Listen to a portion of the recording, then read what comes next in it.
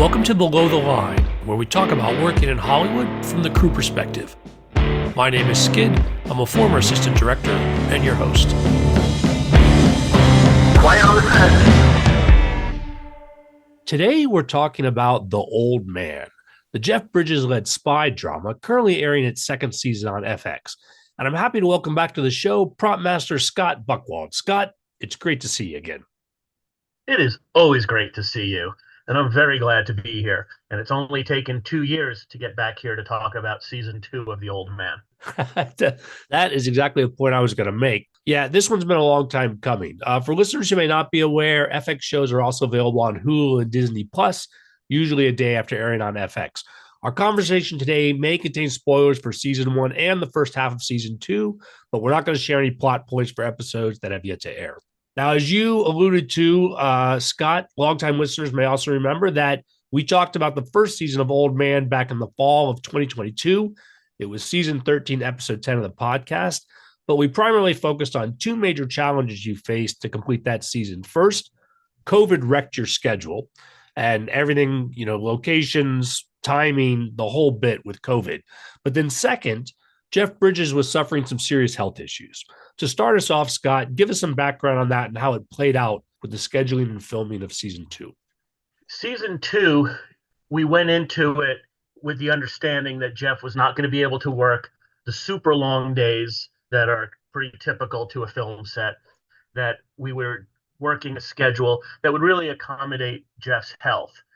And believe me when I tell you, I was so happy how great he looked, how great his attitude was. I mean, he was back and ready to fight. And it made me just personally really happy to see how well he was doing when we all came back for season 2. But we did take that into consideration moving forward.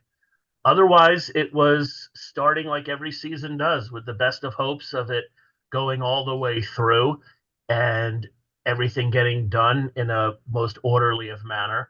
But once again, fate was going to throw us a different angle.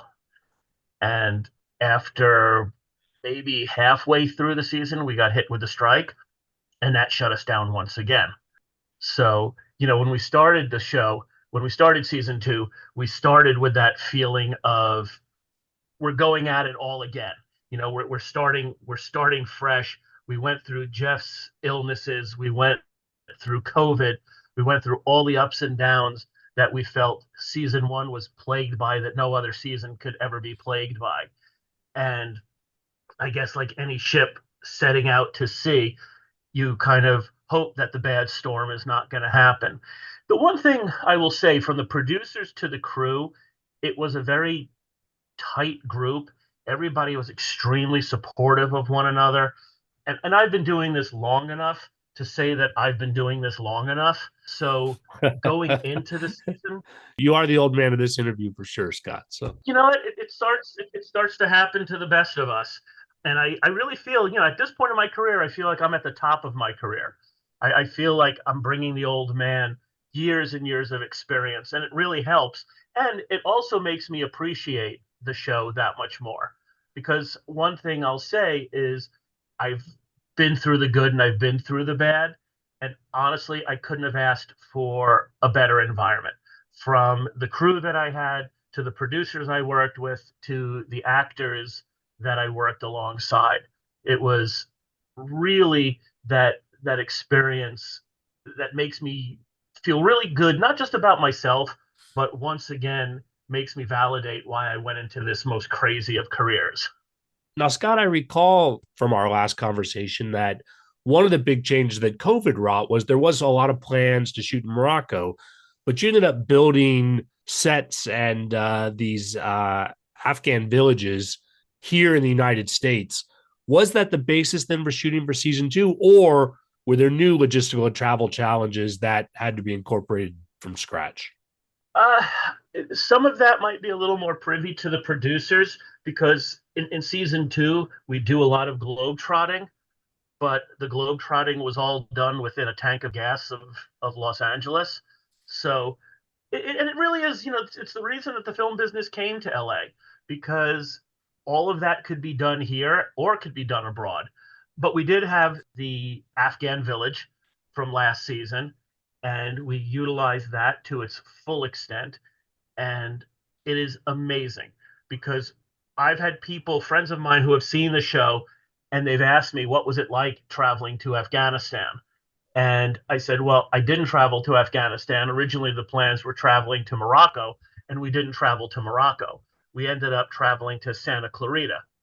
And that build was just phenomenal. And the way it was dressed and decorated, I don't want to keep using superlative after superlative, but it really was incredible. And it's amazing to lose yourself on those kind of sets because you're walking down those streets and you could look a full 360 around, and no matter where you look, you feel like you're in Afghanistan. And when it all comes together, when people are all propped and all the actors are dressed, and there's carts on the street and food cooking on the street and people walking around, you are really getting a sensory overload. And if you want to be a full film geek like I am, it is a way of doing all of that. You work on a movie, if it's a period film, your body is sensing what it must have been like to be walking down the streets in 1940. And I've had that privilege, and I never grow tired of it, and I never grow unappreciative of it. That these shows are putting me in environments that I would never have had the opportunity to be put in. I don't know if that's over answering the question or not. If you're editing this and you want to simplify it, yes, we shot in Santa Clarita and we built the entire weekend village. I'm doing a lot less editing these days, Scott. I think that's how I've adapted over the last couple of years. And to that point, I have to confess, when we did the first episode, we talked for a while about a bunch of stuff. I did edit it down to really focus on the challenge issues that we talked about. Sure. So a lot of what you said about props ended up on the cutting room floor, which means it will be fresh again today. This was a prop heavy show. You had a ton of work on props, introduced us to the challenges that the old man from the start till now have caused for your department. Challenge is a really odd term, and I guess it could be interpreted in so many ways. There's good challenges and bad challenges, and I think when it's a bad challenge, it becomes excruciating and the work feels like it's never going to end. But when it's a good challenge, it feels like you don't want the work to end. It becomes that trip to the amusement park that you just wish would go on all day. And there would be times where I would have some personal time with some of the producers, and I would talk to them, and I would just tell them how much I feel like this is my show and how much I'm enjoying being here. And I don't want it to come across like I'm trying to just invite myself into being called back next season, because it really is true. So it was a challenge as far as the amount of props we had. But then again, the challenge is softened by the fact that my budget was in consideration to the amount of props I had. The producers, the line producer, and UPM, Judd and John, were both very supportive as far as giving me the extra labor that I needed. If we had a day when we had a lot of working weapons, I brought in all the extra armorers I needed. There was never a time when I needed to go to the producer's desk and feel like I was representing myself in the court of props. If I said I needed it, and I would at the same point, I never misused their trust. I was never buying things I didn't need just to spend the money. So it was mutual trust on both sides, and it really works hand in hand, which probably gets back to where I said we were a very supportive group. We were all making the same project. But, again, it never gets rid of the fact this was not a contemporary show where we just go to Target and create, a daily slice of life. And one thing that might get lost in the show, because there's a lot of military, there's a lot of spy, a lot of the show is period. There's a big portion of this show that takes place, in the 80s and the 90s and in different time. So shooting it in a world that takes place in Afghanistan at that time period doesn't make it the same kind of pop culture going back in time as if we were shooting it, say, New York in the 1980s. But still, we had to look for weapons and different devices, and we still have to approach it as a period show. So I was able to have to prop period as well as contemporary, and that's a joy. There was also a lot of times just in the sheer number. when we're shooting an Afghanistan village and we have 80 extras and none of them could be sent out in front of the camera the way they came dressed from home. So everybody has to have some props in their hand. Everybody has to have something. And those are days when I would bring in extra people. We had to have an extra truck when we were shooting the background. We just had so much stuff. Tell me more about shooting Afghanistan for the 1980s. Not just, again, because you've got period weapons, but you've got Russian influence. The entire challenges of bringing that together. Go a little deeper with me on that. I always react to what's given to me. So when I'm reading through the extras breakdown, I'll handle accordingly if there's Russian soldiers. And we did have scenes with a Russian mess hall. We not only had to have the appropriate food, which I did have to research because they were fed differently than American troops would be fed. The gear they have is different, even their mess kits. Something as simple as getting a 1980s Russian mess kit is not the same as going and getting a 1980s American mess kit. We had to remake MREs. And to do that, I was able to get some authentic Russian MREs. It really helps as well that my prop coordinator, Marina, is Russian speaking and served time in the Russian military. So I had built in research sitting right over there. And that was great. We made a lot of Russian canned food, and she helped me with the labels. We were able to recreate a lot of product because, again, even going on eBay, there's certain things that you just can't find. And if you're lucky, you could find a couple pictures of something to give you research. But that's a fun challenge. It's that kind of challenge when you make it and you're looking at it, you're going, well, I actually made this. And I love that. I still get off on it's like when you're a little kid and you build a model and you show your parents and it looks as good as the model on the box. What a great feeling that is. And when you show the producer something and you just get this smile because you've presented something beyond what they had hoped for. And the producers were incredibly, incredibly encouraging with that. I was never shot down. It was always a pleasure. And it's probably something I'm going to say more than you're going to want to hear over the course of this. In fact, what you're hearing at home, I've probably edited half of it, audience. So it's probably, whatever you're right. hearing was probably twice as much. But there's this feeling of when I said to the producer, it felt like my show. You take pride in it. And I take pride in everything I do, but there are those shows for one reason or another, and it's not always just the subject matter. I mean, I've worked on shows where I was certainly not their audience demographic, but for one reason or another, it just stole a piece of my heart and you fall in love with it.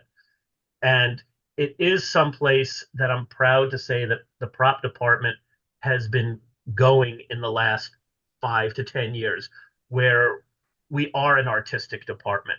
And it's not just a matter of getting shopping bags and just technical things, that we are creating art and it is an artistic department.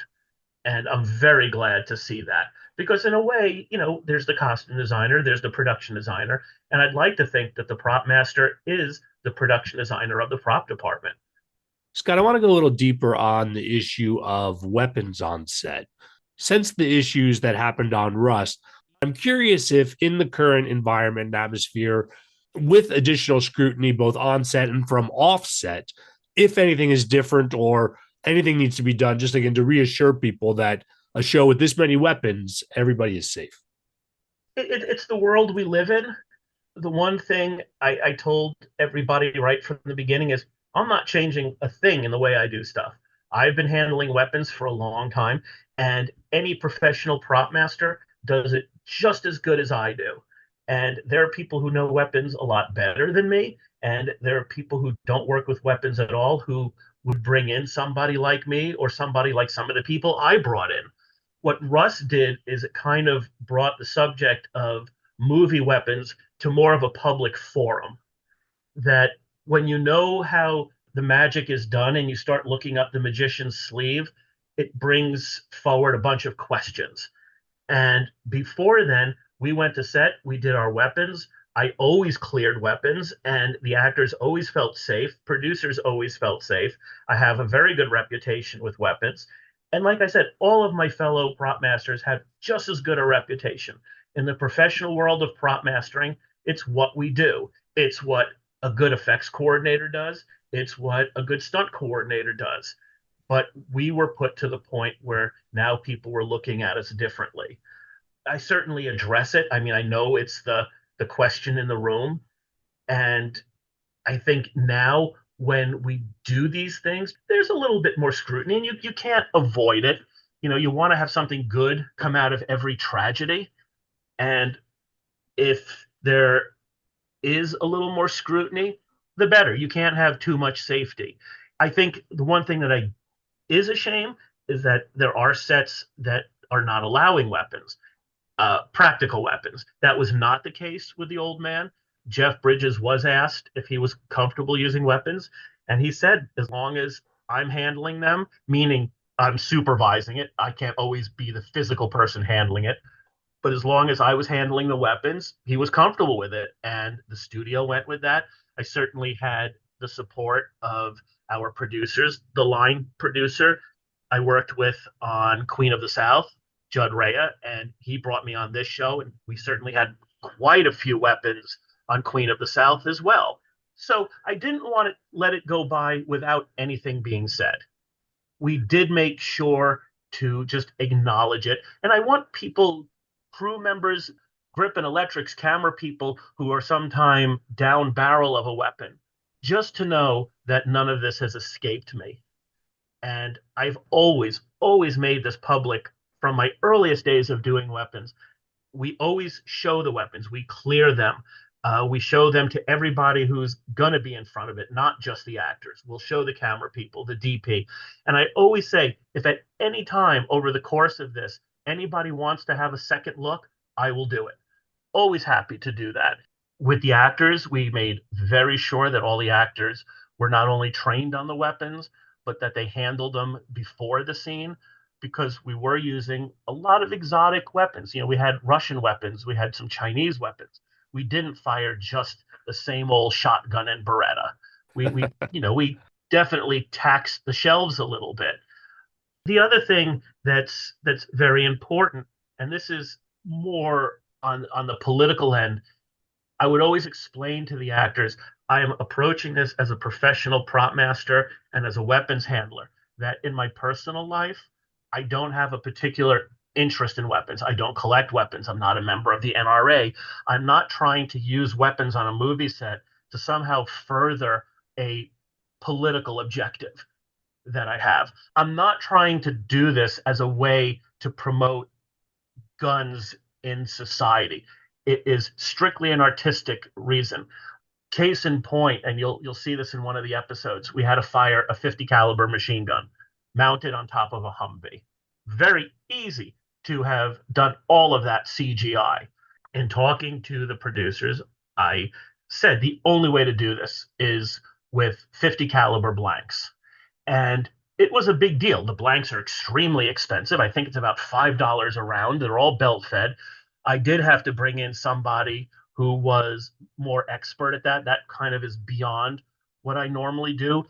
It's still done under my direct supervision, but I bring in somebody to man just a 50 caliber. And we had machine guns. We must have had 30 various machine guns, handguns, shotguns, everything in this battle scene.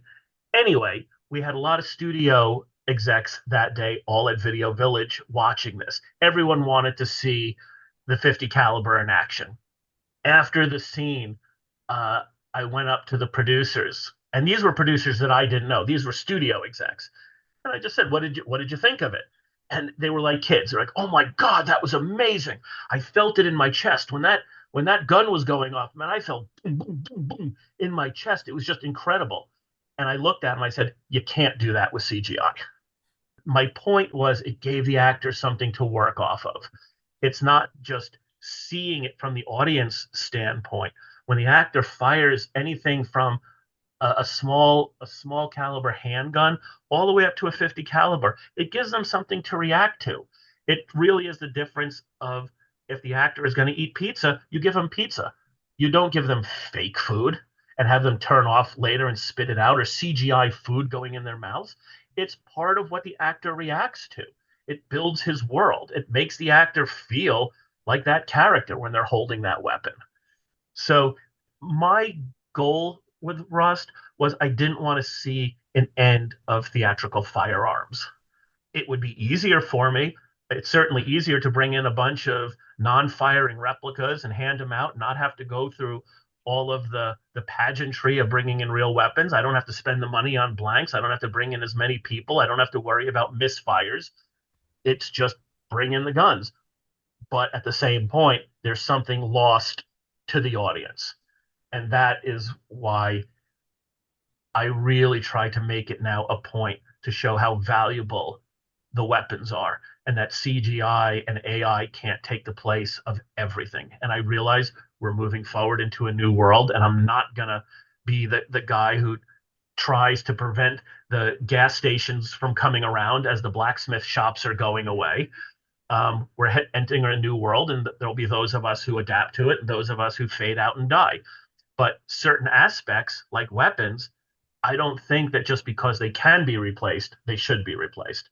And I didn't want Rust to be that catalyst where people act in fear and say, well, it's safer not to use them. Now, Scott, speaking of weapons, before we started recording, you did tease a story about the publicity shoot that was done for the teaser trailer, which I'm sure Okay. even if people haven't seen the show, they've seen that trailer. It's gotten quite a bit of airtime. I think it even showed up on the sports app that I watched. I think they sponsored that as It's well. everywhere. It's everywhere. I've even seen it as a trailer before the coming attractions in movie theaters, which to me is always a treat. It shows that the studio has a lot of belief in the show. But talk to me about that. You said something about replica versus rubber guns, and just curious. Tell me the background of shooting those publicity trailers. What that was the teaser is done by a different production company. We don't take time off on our regular shooting day to do those. They bring in a company that I don't know if it's hired through Fox or what the pathway is, but there's another production company. They bring in their own camera people, they bring in their own producer, they have their own budget, and they bring in a lot of their own crew. They do look to props in particular because we did the weapons, we hold on to the hero props, and they need us for that. The producers who were doing this were not in the know of what are on set old man producers. They don't know me. They know absolutely nothing. And they're also not the kind of producers that have been doing a big, heavy gun show. So they came into it with a little more of the prejudice that was spawned by Rust. And they were very afraid to have weapons. There was a lot of explanation that a replica cannot be turned into a firing gun. um, there's a lot of I know in talking to some of my assistants, they would roll their eyes and go, "What's these people's problem?" And I don't want to diminish. It's not their problem. It's their concern. And honestly, it's kind of comical amongst those in the know at the time when you get a bunch of producers you've never worked with, and they're asking me if there's any way a rubber gun or a replica gun could be tampered with and made real. I mean, it sounds kind of laughable when you know that, but they're asking good questions, and any question deserves an answer. And they were willing to listen to us. For the previews that you're talking about, there was no weapons fire needed, so we didn't need to bring them blanks. We didn't need to go through those levels, but they did need to have weapons on the set, and they were very concerned about it. And the one thing I would urge other prop masters is to handle that with the care that it deserves. That, as comical as it might sound at the time, to the point where like you almost want to just kind of laugh and go, "Who are these people?" They're people doing their job. They're people who are not privy to what you know. And if you handle it correctly, hopefully moving forward, it will be something they realize that is handled with the care. It does get a little frustrating because they're looking to not have to do something they're not familiar with. So the whole time they're trying to get me to use rubber guns because they understand rubber guns and they realize the rubber gun can't fire. My concern is that rubber guns are good for background and are good for in motion stunt use. But for hero photographs or something that's going to be close up, I want to use either real or replica. And I'm lucky that through ISS, where we have been getting all of our weapons, that their replicas are indistinguishable from the real ones. And I told them that creatively and artistically, and to support the benefit of the show, I want to go with all replicas, and that the person I'm sending is trained in weapons, and you have no concern. You should have no concern that the weapons could be tampered with. I said they look real, but I said these are not decommissioned weapons that could be recommissioned. These weapons look real on the outside, but they have none of the mechanics inside. They don't have a place for the mechanics to be put in. I said they are no more likely to be turned into real weapons than the rubber guns are. I think that probably before Rust, they might not even have questioned that. It would have just been bring what you need, and we still would have gone through all the safety procedures, but it wouldn't have met with so much uh, introduction of the subject. That's now part of my job. We've talked about how Jeff Bridges was really a driving force on both these seasons. And despite having the health issues he did, in the first season, John Lithgow, who is another major character, he's doing a lot of office work and more standard sort of film type sets. But in the second season, he's in the shit. And I'm curious how he took to being on set in some of these more active environments, and also how the two of them were together. There's nothing more enjoyable than watching somebody who's at the top of their craft do their craft. And I don't aspire to be an actor, and I've worked along many of them. Watching Jeff and John together, it's just amazing. It's awe-inspiring. The two of them have such natural chemistry together, and it was wonderful seeing where John's character elevated to.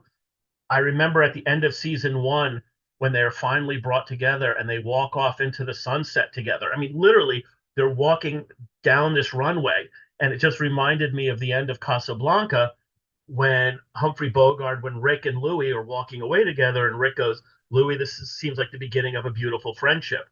It totally had that feeling to me.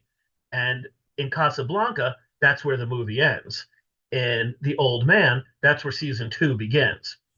So in the show, remember that even though in season one we don't see the two of their characters together, in the years prior to that, they were once together. Season one has them many years after the fact. Season two reunites them. So in season two, they're not meeting each other for the first time. They're bringing together a certain odd couple relationship, because even back in the day, Jeff Bridges' character was more the soldier, the action hero, where John Lithgow's character was always more of the brains of the outfit. We've already seen it at this point. In the first episode, Jeff Bridges kills somebody, and I think John Lithgow says something to the effect, he has this moment where he goes, "You have to stop killing people without asking me first." And it's this serious line, but you could handle it as a real Oscar and Felix comedic moment. I love it. It's one of those things that I could watch the same episode over and over again just to see their performances together. If people are inspired to watch the episodes over and over again, talk to me about some props that maybe people might have missed on a first time through, either because it was in the midst of an action scene or on a second viewing you'd like people to know.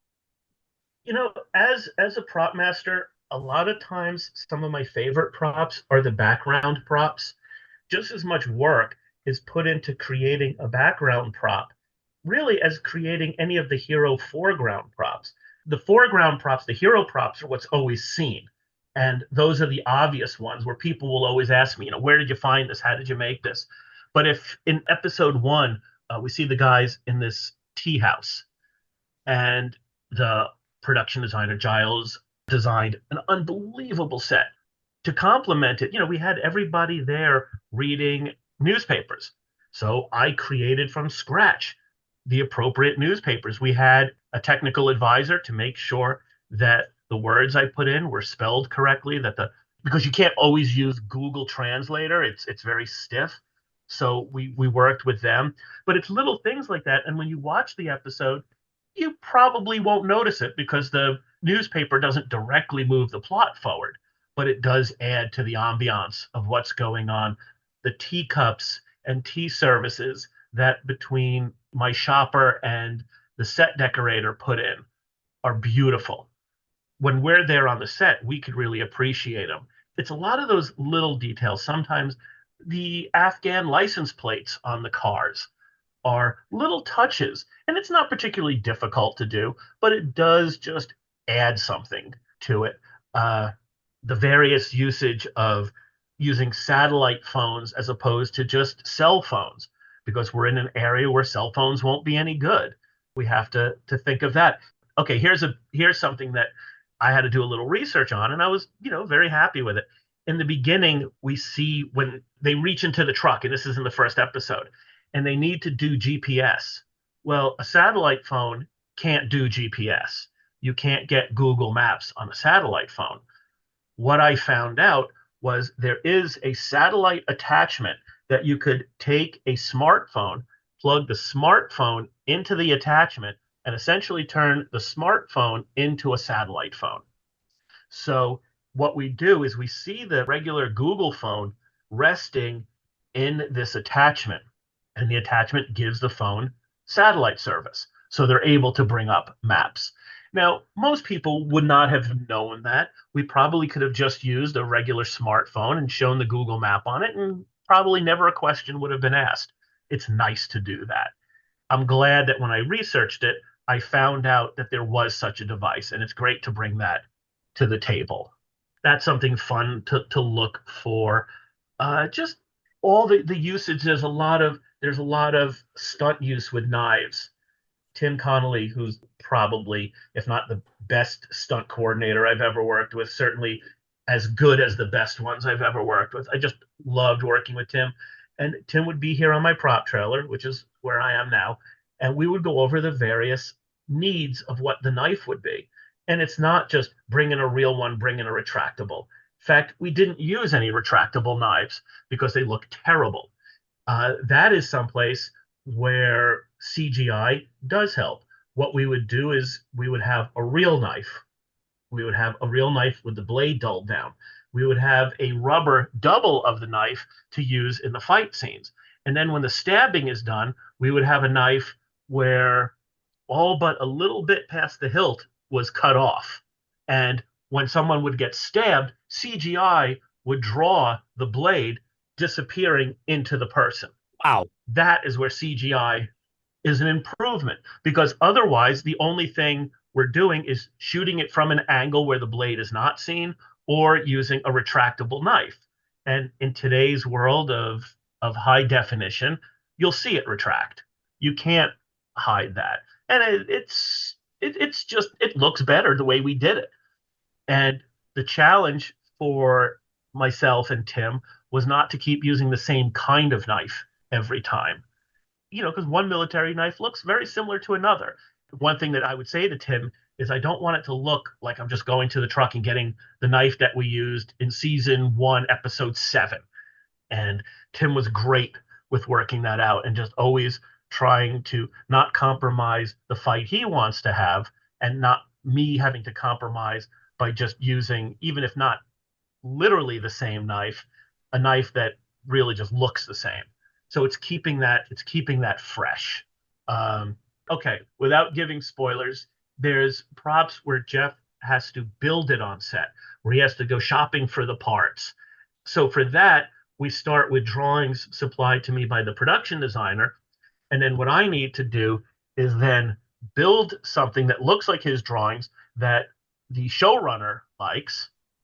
Then, after we get all that done, it can't be all manufactured, because it's very easy to bring it to a prop manufacturer and have them laser cut everything and build everything. But I need to be able to do it with parts that really exist, so that when we see Jeff going into an electronics store and taking this piece and that piece, I need to be able to reverse engineer it as well. So that is a pleasure. And Jeff is amazing with that. even in scenes we've done, like in season one where he's cooking and he's making breakfast for him and Zoe, the approach he takes, he never just takes the food and makes it. He really appreciates the backstory and why is he making this food as opposed to making pancakes? Why is he making this?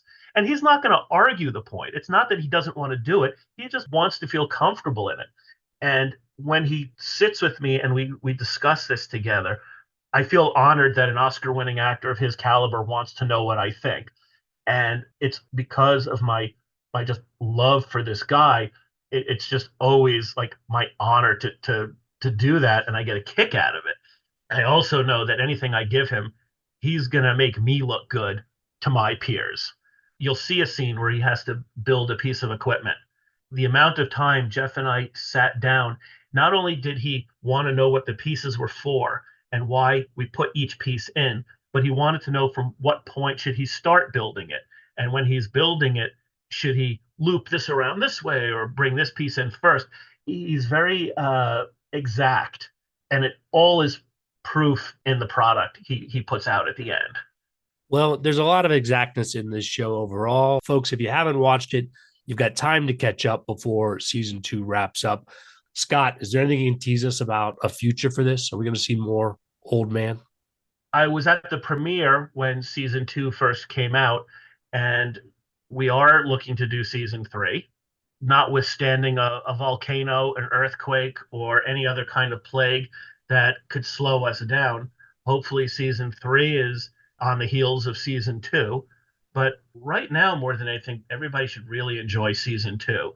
It's everything that I love in streaming. It's no longer your grandpa's television. It's a way of seeing theatrical quality work on your home TV screen. You know, you and I have worked together doing features. I don't feel for any reason that I've had to take a come down by doing television.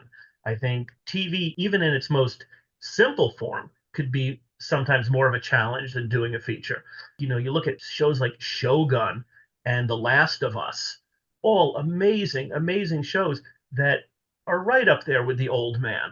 And we're all doing these jobs that could just as easily be done for a big screen. The premiere for Old Man was on a big screen. And I felt so lucky to be able to sit in a movie theater seat and look in this dark theater and watch the old man just appear before me on this screen. It was great seeing it so big. And it was not just seeing some piece of episodic television. Well, as you said, going to encourage people to check out the season if they haven't already. Scott, I do have one more prop related topic before we go. At the start of this season, season 20, episode 2 of the podcast, I interviewed Mike Trudell and Chris Call about the Propmasters Guild and your first ever awards ceremony, the MacGuffin Awards, which took place last month. Tell me how that went. It was a real honor to be there. Chris Call actually said it best. I was reading a comment he had made, something to the effect of, to the rest of the world, we've now arrived. I'm kind of paraphrasing Chris, but it really is introducing us to the studio execs that were more than just a truck full of a bunch of junk that seems to make itself in front of the camera. That Variety and Deadline both did very impressive articles on the Prop Masters Awards. What it means to be a prop master, you know, in years past, we didn't know one another. I had heard of certain prop masters. I might have known them a little by reputation. But what the PMG has done was more than just give us a guild, it's brought us together physically into the same room, whether it's for an awards dinner or a social outing. And it lets you meet these people. And they're people I'm fans of. I've sat in for Chris several times on their podcast, the PMG podcast. I've played the part of Skid interviewing people. And I've interviewed different prop masters, and as I'm interviewing them, I realize I'm really fans of their work. It makes me feel, you know, when you hear musicians talk about other musicians or actors talk about other actors, it's just as impressive to hear what other prop masters say.